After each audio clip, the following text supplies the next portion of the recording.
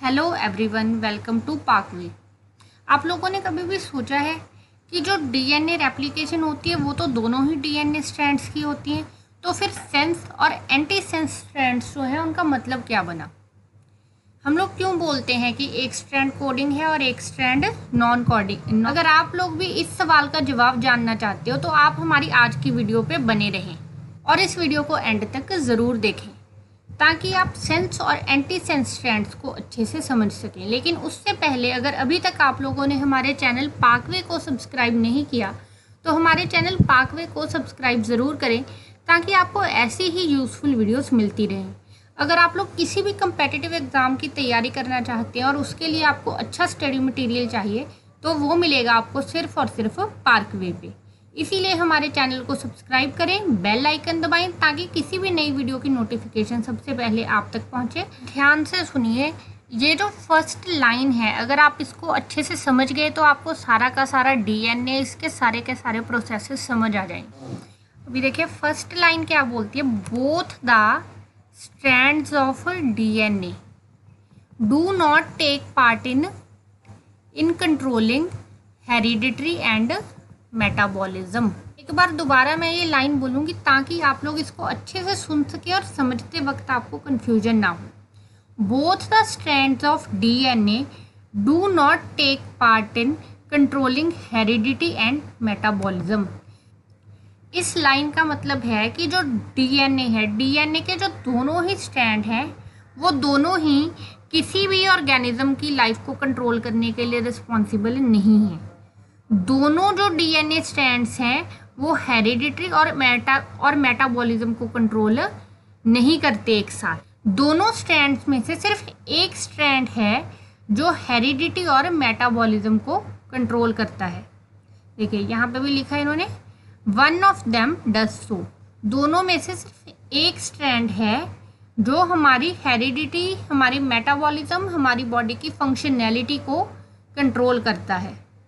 DNA strand which functions as a template for RNA. हम लोग जानते हैं कि जो आरएनए है वो भी बनता है डीएनए से, और जो आरएनए है वो बनता है डीएनए के एक स्ट्रैंड को रीड करके, फिर उसके जो कॉम्प्लीमेंट्री बेस पेयर्स होते हैं उसके कॉम्प्लीमेंट्री बेस पेयर्स का बनता है आरएनए। एक स्ट्रैंड है जो आरएनए के लिए टेम्पलेट का काम करता है, जो आरएनए के लिए टेम्पलेट का काम करता है उसको हम लोग बोल देते हैं टेम्पलेट स्ट्रैंड, माइनस स्ट्रैंड या फिर एंटी सेंस स्ट्रैंड। देखिए एक ही स्ट्रैंड के कितने नाम हैं, एंटी सेंस, टेम्पलेट स्ट्रैंड या फिर minus strand.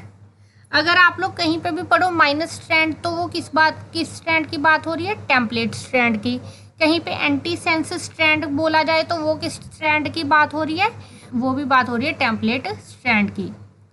It's complementary strand is named as non template strand.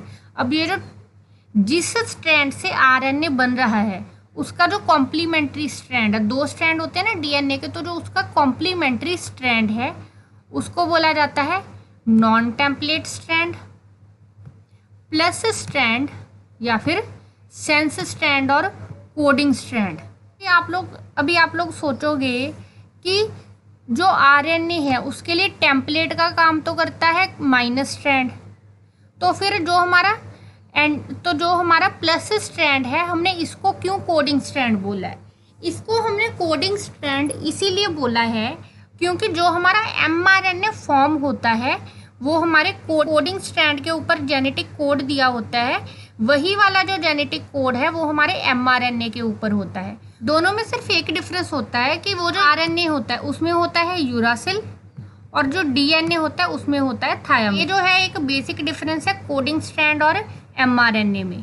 Otherwise जो एमआरएनए बनता है वो एग्जैक्ट कोडिंग स्ट्रैंड की ही एक कॉपी होता है, तो इसीलिए हम लोग जो प्लस स्ट्रैंड है उसको कोडिंग स्ट्रैंड बोल देते हैं और जो हमारा माइनस स्ट्रैंड है या टेम्पलेट स्ट्रैंड है उसको नॉन कोडिंग स्ट्रैंड बोल देते हैं। ये देखिए, ये एक फिगर अगर आप देखेंगे तो इस फिगर को देख के आप आसानी से समझ जाएंगे कि हम लोग क्या बात कर रहे हैं। सबसे पहले आप लोगों को दिखाया गया सेंस स्ट्रैंड। सेंस स्ट्रैंड कौन से कुछ स्ट्रैंड को बोलते थे, कोडिंग स्ट्रैंड को। सेंस स्ट्रैंड बोलते थे कोडिंग स्ट्रैंड को। ऐसा क्यों? क्योंकि इसके ऊपर जो कोड हुआ वही कोड होगा हमारे mRNA पे, इसीलिए इसको बोल देते हैं कोडिंग स्ट्रैंड। अब हमारे ये जो दोनों दिख रहे हैं, देखिए ये देखिए, ये जो है ये हमारे डीएनए के 2 स्ट्रैंड हैं, जिसमें ये जो है ये है सेंस स्ट्रैंड या फिर कोडिंग स्ट्रैंड, और ये जो है ये है, और ये है एंटी सेंस स्ट्रैंड या फिर टेम्पलेट स्ट्रैंड। अब ये जो टेम्पलेट स्ट्रैंड है इसको रीड करके इसका कॉम्प्लीमेंट्री बनेगा mRNA, जैसे ये। और डीएनए से mRNA बनने के प्रोसेस को बोलते हैं हम लोग ट्रांसक्रिप्शन। अब देखिए ये जो mRNA बना है ये एंटी सेंस स्ट्रैंड का तो कॉम्प्लीमेंट्री है। कैसे? कि यहाँ पे अगर G लगा है तो यहाँ पे C है, यहाँ पे थायमिन है तो यहाँ पे एडेनिन है, यहाँ पे ग्वानिन है तो यहाँ पे साइटोसिन है, यहाँ पे साइटोसिन है तो यहाँ पे ग्वानिन है, यहाँ पे थायमिन है तो यहाँ पे एडेनिन है। तो इस तरह से जो हमारा mRNA बना वो एंटी सेंस स्ट्रैंड के तो बना कॉम्प्लीमेंट्री, लेकिन वो सेंस स्ट्रैंड से कंपैरिजन करें तो वो जो कोड है वो सेम आ गया। सिर्फ एक चीज़ का डिफरेंस है, वो कहाँ पे? यूरासिल और थायमिन में। जो हमारा mRNA है उसमें थायमिन की जगह लगा होता है यूरासिल। जो RNA है, RNA की जो ट्रांसक्रिप्शन होती है वो होती है 3' से 5' डायरेक्शन में। ये देखिए ये 3' से ये 5', देखिए इस तरफ को हो रही है RNA की फॉर्मेशन, RNA की ट्रांसक्रिप्शन। लेकिन जो हमारा mRNA बनता है उसकी डायरेक्शन होती है 5' टू 3', क्योंकि ये जो mRNA स्ट्रैंड बना है ये एग्जैक्ट कॉपी है डीएनए के सेंस स्ट्रैंड के या फिर कोडिंग स्ट्रैंड के। तो ये होते हैं सेंस या नॉन सेंस स्ट्रैंड, या फिर सेंस या एंटी सेंस स्ट्रैंड, प्लस या माइनस स्ट्रैंड। तो ये सारे के सारे नाम जो हैं आपको हमेशा याद रखने हैं, क्योंकि जब हम लोग आगे आगे डीएनए को स्टडी करेंगे तो उसमें हम लोग देखेंगे कि बहुत सारे अलग अलग नाम जो हैं वो दिए गए हुए हैं हर जगह हर टॉपिक के अकॉर्डिंगली। और बार बार आप लोगों को हमारा जो सेंट्रल डॉगमा है वो भी देखने को मिलेगा इस पूरी के पूरी यूनिट में। सेंट्रल डॉगमा क्या था?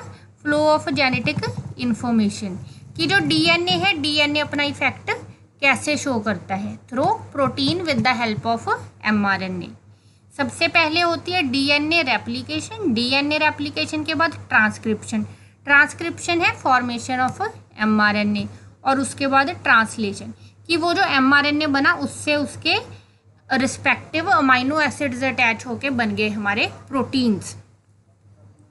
तो इसी तरह से जो हमारा डीएनए है वो अपना इफेक्ट शो करता है, और इसीलिए पहले वाली जो स्लाइड है उसमें बोला गया था कि जो डीएनए है उसका सिर्फ एक स्ट्रैंड जो है कंट्रोल करता है हेरिडिटरी और मेटाबॉलिज्म को। ऐसा क्यों?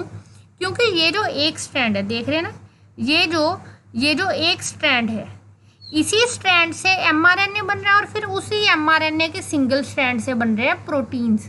तो इसका मतलब सिर्फ और सिर्फ एक स्ट्रैंड जो है अपना इफेक्ट शो करता है, एक ही स्ट्रैंड एक ऑर्गेनिज्म को पूरी तरह से कंट्रोल कर लेता है। देखिए हम लोगों ने बात की थी बार बार डीएनए की स्टेबिलिटी के बारे में, कि जो डीएनए है वो बहुत ज़्यादा स्टेबल होना चाहिए।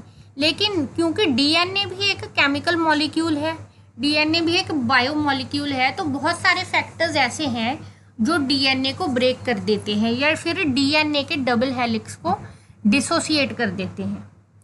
अब मान लीजिए बहुत ज़्यादा हाई और लो पीएच हो गया तो उसमें भी जो हमारा डीएनए है वो डिसोसिएट हो सकता है, और अगर बहुत ज़्यादा हीट हो तब भी जो डीएनए है वो डिसोसिएट हो जाता है। तो हीट की वजह से डीएनए की जो ब्रेकडाउन होती है, डीएनए की डिसोसिएशन होती है, उसको बोला जाता है डीनेचुरेशन। याद रखना है फैक्टर कौन सा डिस्कॉन्जुगेशन के लिए, वो है हीट। अगर हीट की वजह से डीएनए डीएसोसिएट हो तो उसको बोला जाता है डीनेचुरेशन। मान लीजिए किसी वजह से बहुत ज़्यादा टेम्परेचर हाई हो गया तो जो हमारा डीएनए है उसके जो स्ट्रैंड्स हैं वो अनवाइंड हो जाते हैं, और जितने ज़्यादा वो हीट होंगे उतना ज़्यादा जो है एक्सटेंशन होगा अनवाइंडिंग का। तो इस चीज़ को बोला जाता है डीनेचुरेशन, जब हीट की वजह से जो डीएनए है वो अनवाइंड हो जाए। लेकिन अब ये जो चेंज आया है, डीएनए की अनवाइंडिंग हो गई है, ये परमानेंट नहीं है। जैसे ही टेम्परेचर जो है नॉर्मल हो जाता है, लो हो जाता है, डीएनए कूल हो जाता है तो डीएनए फिर से वाउंड हो जाता है कि उस पॉइंट को बोलते हैं रीनेचुरेशन। हीट की वजह से डीएनए की अनवाइंडिंग को बोलते हैं डीनेचुरेशन, और कूलिंग की वजह से डीएनए की जो दोबारा वाउंडिंग होती है उसको बोलते हैं रीनेचुरेशन। ये डीनेचुरेशन के लिए और डीएनए की मेल्टिंग के लिए भी एक फैक्टर रिस्पॉन्सिबल है, वो है हाइड्रोजन बॉन्ड। देखिए हम लोग जानते हैं कि जो दो डीएनए स्ट्रैंड हैं, दो डीएनए स्ट्रैंड आपस में जुड़े हुए हैं हाइड्रोजन बॉन्ड से। देखिए ये जो दो हमारे बेस पेयर्स हैं, इनके बीच में ये वाले ये जो बॉन्ड हैं, ये बॉन्ड्स हैं हाइड्रोजन बॉन्ड। हम लोग जानते हैं कि जो हाइड्रोजन बॉन्ड होते हैं वो बहुत स्ट्रॉन्ग होते हैं, लेकिन हीट की वजह से ब्रेक हो जाते हैं। तो हमारे ये जो बेस पेयर्स हैं, दो बेस पेयर हैं हमारे पास, एक होता है ग्वानिन साइटोसिन और एक होता है थाइमिन एडेनिन।